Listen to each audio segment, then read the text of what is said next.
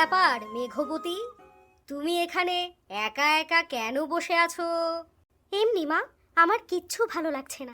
তুমি সারাক্ষণ কেন মন খারাপ করে বসে থাকো সেটাই তো বুঝতে পারি না।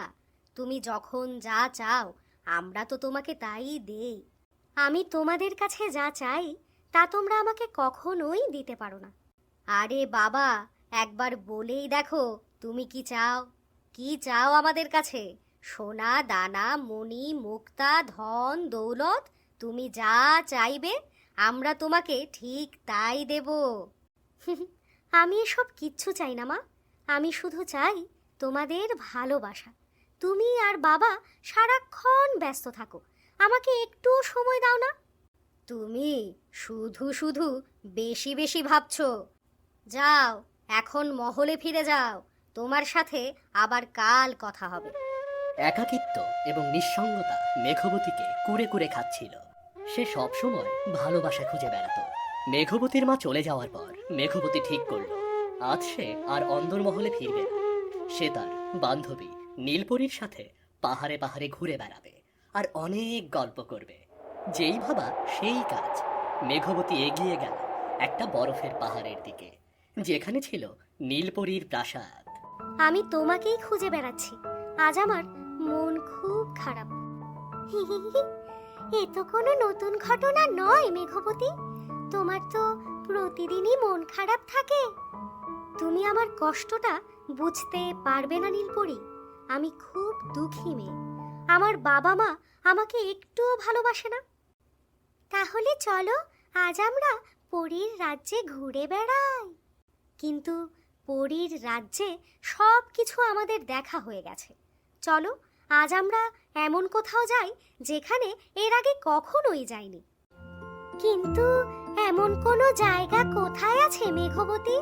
আমরা তো সব জায়গায় গিয়েছি।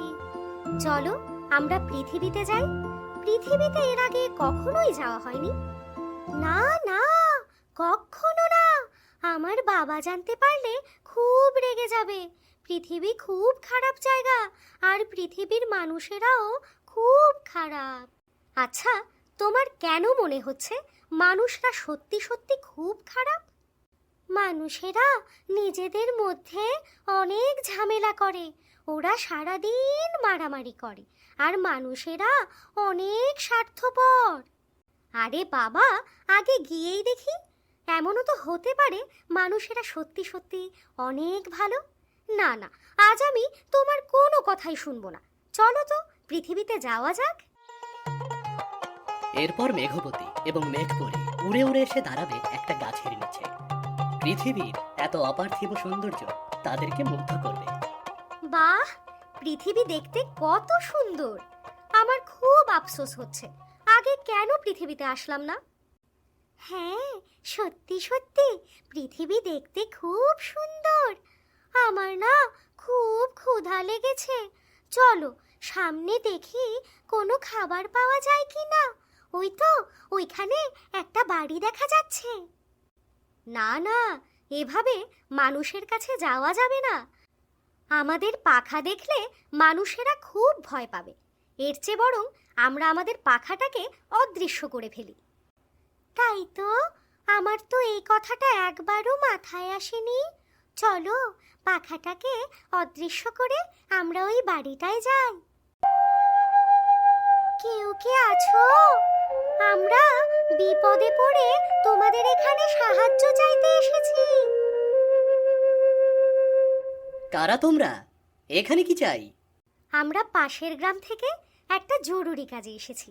সারাদিন কিছুই খাইনি। তুমি কি আমাদেরকে একটু খাবার দিয়ে সহায়তা করতে পারো? মানে বড় লজ্জায় ফেললে। আমি আসলে এখানে একা থাকি, তোমাদের যে কি খেতে দেব। আচ্ছা আচ্ছা, দাঁড়াও, ঘরে একটু সন্দেশ আছে। ঘরে যা আছে আমাদেরকে তাই খেতে দাও, এ নিয়ে তোমাকে কোনো কিছু ভাবতে হবে না।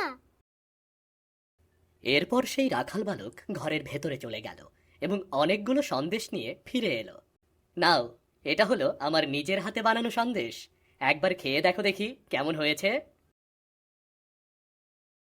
আরে বাহ, দারুণ বানিয়েছো! এত মজার খাবার আমি জীবনে কখনোই খাইনি। কেন গো, তোমাদের গায়ে কি সন্দেশ পাওয়া যায় না নাকি? না মানে আগে কখনো সন্দেশ খাওনি তো, তাই জানতে চাইলাম। ইয়ে মানে ও বলতে চাইছে এরকম মজার সন্দেশ কখনো খাইনি। ওদের গ্রামে যে সন্দেশ পাওয়া যায় তার স্বাদ ভালো না, কিন্তু তোমার হাতের সন্দেশের স্বাদ আলাদা। আচ্ছা বাবা, ঠিক আছে, আজকে সন্দেশ এগুলোই আছে। এরপর যখন তোমরা এই গ্রামে আসবে, আমার এখানে এসো, আমি তোমাদেরকে আরো মজার মজার সন্দেশ বানিয়ে খাওয়াবো। তোমাকে অনেক ধন্যবাদ রাখাল, তুমি আমাদের খুব যত্ন করেছো। আমাদের যাওয়ার সময় হয়েছে, যাই তবে। এরপর নীলপরি এবং মেঘপতি সেখান থেকে হাঁটতে হাঁটতে বাইরে চলে এলো। পৃথিবী সত্যি খুব সুন্দর জায়গা। এই যে নদী, আকাশ, পাহাড়, পর্বত, সবকিছুই খুব অদ্ভুত সুন্দর।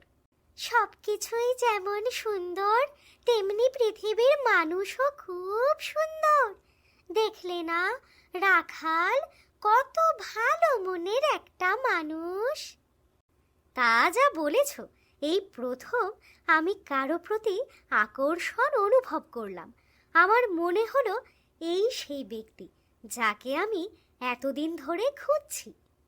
কি ব্যাপার মেঘবতী, তোমার কথায় রহস্যের গন্ধ পাচ্ছি। তুমি আবার রাখাল বালকের প্রেমে পড়ে যাওনি তো? ছি ছি, কি বলছো তুমি? যদি রাখাল বালকের জন্য মনের মধ্যে কোনো অনুভূতি এসে থাকে, তা তুমি ভুলে যাও। মনে রেখো, পরী আর মানুষের মিল কখনোই সম্ভব নয়, আর এ হচ্ছে নিশ্চিত মৃত্যু। না না, ওসব কিছু না। চলো আমরা আমাদের ডানাগুলো আবার ফিরিয়ে নিয়ে আসি আর পরীর রাজ্যে ফিরে যাই। কোথায় আমার রাজকন্যা? আমার রাজকন্যাকে আজ দুদিন হলো আমি দেখতে পাইনি। কোথায় সে? এই তো বাবা, কেমন আছো তুমি? আমি তো ভালোই আছি মা। তুমি নাকি তোমার মার কাছে বলেছ আমরা তোমাকে ভালোবাসি না। তাই এবার বলো দেখি, তোমার জন্মদিনে কি চাই? আগামী পরশুদিন তো তোমার জন্মদিন। আমি যা চাই তা তোমরা আমাকে কখনোই দিতে পারবে না বাবা। পাগলি মেয়ে আমার, তুমি হয়তো জানো না তোমার বাবার অসাধ্য বলতে কিছুই নেই। এবার বলে ফেলো, তোমার সত্যি সত্যি কি চাই? বাবা, তুমি আমাকে মানুষ বানিয়ে দাও। আমি মানুষ হয়ে বেঁচে থাকতে চাই, আর পৃথিবীতেও চলে যেতে চাই। কি বলছো পাগলের মতো? তোমার কি মাথা ঠিক আছে? মানুষ হবে মানে? তুমি পরী, একজন পরী কখনোই মানুষ হতে পারে না। তাহলে বাবা, তুমি আমাকে কিছুদিনের জন্য পৃথিবীতে যাওয়ার অনুমতি দাও। ঠিক আছে, তুমি পৃথিবীতে যেতে পারবে, কিন্তু 6 মাসের জন্য। এর বেশি আর একদিনও না। যদি এর বেশি একদিন তুমি পৃথিবীতে থাকো, তাহলে তোমার মৃত্যু ঘটবে। ঠিক আছে বাবা, 6 মাসের জন্য হলেও আমি পৃথিবীতে যাব। 6 মাসের জন্য পৃথিবীতে যাওয়ার কথা শুনে মেঘবতী খুব খুশি হলো। সে তার বান্ধবী নীলপরীকে খবরটা দেওয়ার জন্য ছুটে গেল সেই পাহাড়ের কাছে। নীলপরি, এই নীলপরি, কোথায় গেলে তুমি? দারুণ একটা খুশির সংবাদ নিয়ে এলাম। কি হয়েছে মেঘবতী, আজ তোমাকে দারুণ খুশি দেখাচ্ছে। আগামী পরশু আমার জন্মদিন, আর তাই আমার বাবা আমাকে অনুমতি দিয়েছে পৃথিবীতে যাওয়ার জন্য। আমি 6 মাসের জন্য পৃথিবীতে চলে যাচ্ছি। এ তুমি কি বলছো মেঘবতী? তোমাকে তো আমি বারণ করেছিলাম পৃথিবীতে যেতে। আমি আমার নিজের মনকে আর নিয়ন্ত্রণ করতে পারছি না। আমি গত কদিন ধরে একদম ঘুমোতে পারছি না। আমার শুধু রাখাল বালকের কথাই মনে হচ্ছে। আমি ওকে ভালোবেসে ফেলেছি। তুমি খুব বড় ভুল করছো মেঘবতী। মানুষ আর পরীর ভালোবাসা কখনোই সত্যি হবার নয়। আর তাছাড়া এমনও তো হতে পারে রাখাল সবকিছু জানার পর তোমাকে বিয়ে নাও করতে পারে। আমি আবার ভালোবাসা দিয়ে সবার হৃদয় জয় করব, আর রাখাল বালককেও আমাকে ভালোবাসতে বাধ্য করব। রাজকন্যা মেঘমালার পৃথিবীতে যাওয়ার ব্যাপারটা রানীমা মন থেকে কিছুতেই মেনে নিতে পারছিল না। তাই সে রাজার সাথে এ বিষয়ে কথা বলছিল। তুমি কেন শুধু শুধু ওকে অনুমতি দিতে গেলে বলো তো? ও ছেলে মানুষ, তাছাড়া ও তেমন একটা বুদ্ধিমতীও নয়। দেখো রানী, মেঘমালা এখন বড় হয়েছে, তার ইচ্ছাকে আমাদের সম্মান করা উচিত। ওর পৃথিবীতে যাওয়ার ব্যাপারটা আমি মন থেকে মেনে নিতে পারছি না। এরপর যদি পৃথিবীতে গিয়ে কোনো বিপদ হয়, তখন ওকে কে দেখাশোনা করবে? আমাদের মেয়ে যথেষ্ট বুদ্ধিমতী, ও যে কোনো বিপদ আপদ থেকে নিজেকে রক্ষা করতে পারবে। জানি না কেন আমার মনে বড্ড ভয় লেগেছে। আমার মনে হচ্ছে বড় ধরনের কোনো বিপদ হতে চলেছে। তুমি শুধু শুধু আমাদের মেয়েকে নিয়ে এত দুশ্চিন্তা করছো। ও যে কোনো বিপদ আপদ থেকে ঠিক মতো বের হয়ে চলে আসবে। কিন্তু একবার ভেবেছো, ও যদি ঠিকমতো পৃথিবীতে ফিরে আসতে না পারে, তাহলে কিন্তু ও মারা যাবে। তুমি চিন্তা করো না রানী, আমি পরীর রাজ্য থেকে ওর দিকে সব সময় নজর রাখবো। আরে, তুমি তো সেই মেয়ে, সেদিন আমাদের বাড়িতে গিয়েছিলে, তাই না? হ্যাঁ গো রাখাল, আমি সেই মেয়ে। তোমাদের বাড়িতে গিয়ে সন্দেশ খেয়েছিলাম। জানো, আজ আমি আবার সন্দেশ বানিয়েছি। যদি তুমি খেতে চাও চলো, আমার বাড়িতে চলো, তোমাকে আজও সন্দেশ খাওয়াবো। আরে বা, সত্যি সত্যি তুমি সন্দেশ খাওয়াবে? চলো তাহলে তোমার বাড়ি থেকে ঘুরে আসি। এরপর সরল রাখাল বালকের সততায় মুগ্ধ হয়ে মেঘবতী তার বাড়িতে গেল। এখানে বসে বসে মজাদার সন্দেশ খেতে লাগলো। তোমার হাতের রান্নার স্বাদ অসাধারণ রাখাল, কিন্তু এ বাড়িতে তো অন্য কাউকে দেখতে পাচ্ছি না। তোমার মা, বাবা, ওরা সবাই কোথায় গেছে? আমার মা বাবা খুব ছোটবেলায় মারা গেছে। এই পৃথিবীতে আমার আপন বলতে কেউ নেই। কিছু মনে করো না রাখাল, আমি তোমাকে দুঃখ দিতে চাইনি। আচ্ছা, আমি কি তোমার বাড়িতে একটু ঘুমোতে পারি? আসলে আমি তো খুব ক্লান্ত। বিকেল বেলাতেই আমি চলে যাব। নিশ্চয়ই, এই তো বারান্দায় শুয়ে তুমি ঘুমিয়ে পড়ো, বিকেলবেলা আমি তোমাকে ডেকে দেব। তোমাকে অনেক ধন্যবাদ রাখাল, তুমি সত্যি সত্যি অনেক বড় মনের মানুষ। পৃথিবীর নতুন পরিবেশের সাথে মেঘপরি মানিয়ে নিতে পারছিল না, আর তাই সেদিন তার প্রচন্ড জ্বর এলো। প্রচন্ড জ্বর এসে সে কাঁদতে শুরু করলো। মাগো, আমার শরীর খুব খারাপ করেছে। ইস, কি যে করি! মেয়েটা দুপুরের দিকে বারান্দায় ঘুমিয়েছিল, আর এখন হঠাৎ করে প্রচন্ড জ্বর এসেছে। রাখাল বালক, আমি তোমাকে অনেক বড় বিপদে ফেলে দিলাম। আমার শরীর একটু সুস্থ হলেই আমি এখান থেকে চলে যাব। এসব কথা বলো না, আমি তোমার জ্বর ঠিক সারিয়ে তুলবো মেঘবতী।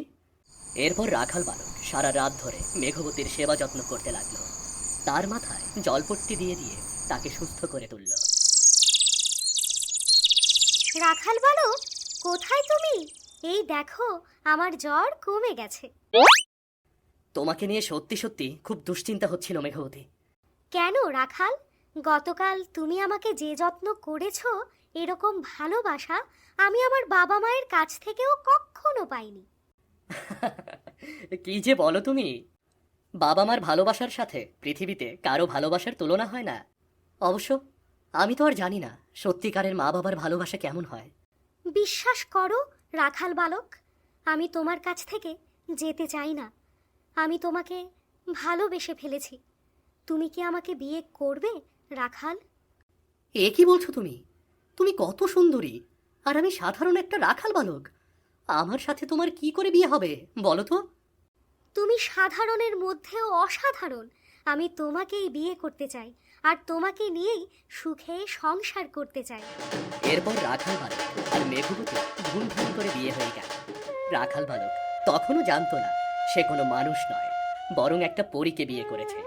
আর মেঘবতীর রূপের কথা পুরো গ্রামে ছড়িয়ে পড়েছিল। আরে বাহ, কত সুন্দরী মেয়ে! এরকম সুন্দরী মেয়ে আমি আমার জীবনে দেখিনি। তাকে এই মেয়েটারে কে? আর বলবেন না মহাজন, ওই যে কথায় বলে না, বাদরের গলায় মুক্তোর মালা। আমাদের রাখাল কোথা থেকে যেন মেয়েটাকে জোগাড় করে এনে বিয়ে করেছে। কিন্তু এটা কি করে সম্ভব মহাজন? ও তো বিবাহিত। আরে বাবা, একটা বিয়ে হয়েছে তো কি হয়েছে? তুই আজকেই রাখালকে খবর লাগা, প্রয়োজন হলে আমি ওকে অনেক অর্থ সম্পদ লিখে দেব রে। তারপর আমি ওর স্ত্রীকে বিয়ে করব। আর তখন মেঘবতী হেঁটে হেঁটে মহাজনের সামনে দিয়ে গেল। সে তখনও জানতো না তাকে নিয়ে মহাজন কত বড় ষড়যন্ত্র করতে চলেছে। শোনো শোনো, আমি তোমাকে একটা কথা বলতে চাই, আর আমি সব সময় সব কথা সরাসরি বলতে পছন্দ করি। আমি তোমার স্ত্রীকে বিয়ে করতে চাই। তোমার স্ত্রী তুমি আমার হাতে তুলে দাও। এসব আপনি কি বলছেন? ছি ছি, আমি আমার নিজের স্ত্রীকে আপনার হাতে তুলে দেব? আহা, কথার মাঝেখানে শুধু শুধু কথা বলিস না। তুই একটা সামান্য রাখাল, এত সুন্দর স্ত্রী তোর কোনো প্রয়োজন নেই। কালু একদম ঠিক কথাই বলেছে। এবার তুই কি চাস বলে ফেল। তুই যা চাইবি আমি তোকে তাই দেবো রে পাগলা। আমি মরে গেলেও আমার বউয়ের কোনো ক্ষতি হতে দেব না। এতে যদি আমার জীবন চলে যায় তবে তাই হবে। ওই যে কথায় বলে না, সোজা আঙুলে ঘি না উঠলে আঙুল বাঁকাতে হয়। এই, এক কাজ কর, ওকে এখনই বেঁধে ফেল আর এখানে আটকে না। এরপর আমরা গিয়ে ওর স্ত্রীকে নিয়ে আসবো। এ বড় অনাচার। এত বড় অনাচার করবেন না মহাজন। অনেক বড় পাপ করছেন আপনি। পর স্ত্রীর দিকে নজর দেওয়া অনেক পাপ। কিন্তু মহাজন রাখাল বালকের কোনো কথাই শুনল না। সে তাড়াতাড়ি রাখাল বালককে বেঁধে ফেলল। অনেকক্ষণ হয়ে যাওয়ার পরেও রাখাল বালক বাড়িতে ফিরল না। এদিকে মেঘবতী খুব চিন্তা করতে শুরু করলো। বিকেল গড়িয়ে সন্ধ্যা হয়ে গেল, কিন্তু এখনো রাখাল ফিরে আসছে না কেন?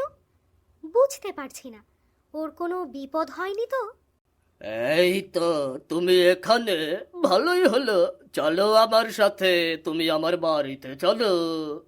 আরে আরে, কে আপনি? এখানে কি চাই? অনুমতি ছাড়া আমার বাড়িতে কেন প্রবেশ করেছেন? আমি মহাজন, আমি তোমাকে নিতে এসেছি। আজ থেকে তুমি আমার গিন্নি হবে, আর আমি তোমার স্বামীকে আটকে রেখেছি। তোমার সাহস তো কম নয়, তুমি আমার স্বামীকে আটকে রেখেছো? দেখছিস কালু, মেয়েটার সত্যি অনেক রাগ আছে রে। খবরদার বলছি, খবরদার, একদম আমার গায়ে হাত দেবে না। যদি আমার গায়ে হাত দাও তাহলে কিন্তু খুব খারাপ কিছু হয়ে যাবে। কিন্তু মহাজন এবং কালু তার কোনো কথাই শুনল না। তারা এগিয়ে যেতে লাগলো পরীর দিকে। যখনই মহাজন পরীর গায়ে হাত দিল, সাথে সাথে সে বিদ্যুৎ পৃষ্ঠের মতো প্রচন্ড আঘাতে মাটিতে লুটিয়ে পড়ল। কি রে, এ তো মানুষ নয় রে, এ তো একটা পরী। আমাকে দয়া করে ছেড়ে দাও। আমি তোমাকে চিনতে পারিনি, ছেড়ে দাও। একটু আগেই বলেছিলাম আমার গায়ে হাত দিলে এর ফলাফল খুব খারাপ হবে। ভুল হয়ে গেছে, আমাদের মস্ত বড় ভুল হয়ে গেছে। দয়া করে আমাদের ছেড়ে দাও, আমাদের মেরো না, ছেড়ে দাও। তোদের মতো খারাপ মানুষের এই পৃথিবীতে বেঁচে থাকার কোনো অধিকার নেই। আমি এখনই তোদেরকে হত্যা করব। এরপর মেঘবতী আর একটা মুহূর্ত দেরি করল না। সে মহাজন এবং কালুকে নির্মমভাবে হত্যা করল আর ছুটে গেল রাখাল বালকের কাছে। এ কি? তাহলে তুমি মানুষ নও, তুমি একটা পরী। এতদিন তুমি আমাকে মিথ্যা কথা বলেছ। আমাকে দয়া করে ক্ষমা করে দাও। তোমাকে পাওয়ার জন্য আমি সত্যিটা লুকিয়ে গেছি, কিন্তু ভাগ্যে বোধহয় তোমার সাথে আমার সংসার লেখা নেই। তুমি আমার সাথে এত বড় মিথ্যা কথা কেন বললে? আর কেনই বা এখন তুমি আমাকে ছেড়ে চলে যেতে চাইছো? আমার কোনো দোষ নেই রাখাল, আমি একজন পরী, আর পরী আর রাখাল কখনোই একসাথে সংসার করতে পারবে না। তুমি চলে গেলে আমি বাঁচতে পারবো না মেঘবতী। আর কিছুক্ষণ পরে 6 মাস পূর্ণ হবে আমি পৃথিবীতে এসেছি। আর কিছুক্ষণের মধ্যেই পরীর রাজ্যে না চলে গেলে আমার মৃত্যু ঘটবে। আমি শেষবারের মতো তোমাকে জড়িয়ে ধরতে চাই। আমাকে জড়িয়ে ধরো রাখাল, এসো। এরপর মেঘবতী এবং রাখাল একে অপরকে জড়িয়ে ধরল। কিন্তু অনেকক্ষণ পার হওয়ার পরেও মেঘবতীর কিছুই হলো না। এ কি রাখাল, আমি এখনো কি করে বেঁচে আছি? কিছুক্ষণ পর ভোরের আলো ফুটতে শুরু করবে। আমাদের ভালোবাসার জয় হয়েছে। 6 মাস পূর্ণ হওয়ার পরেও তুমি মৃত্যুবরণ করনি, তার মানে তুমি এই পৃথিবীতেই থাকতে পারবে। একদম ঠিক কথা বলেছো রাখাল। মৃত্যুর কাছে আমাদের ভালোবাসা জিতে গেছে। এখন থেকে তুমি আর আমি একসাথে সংসার করতে পারবো।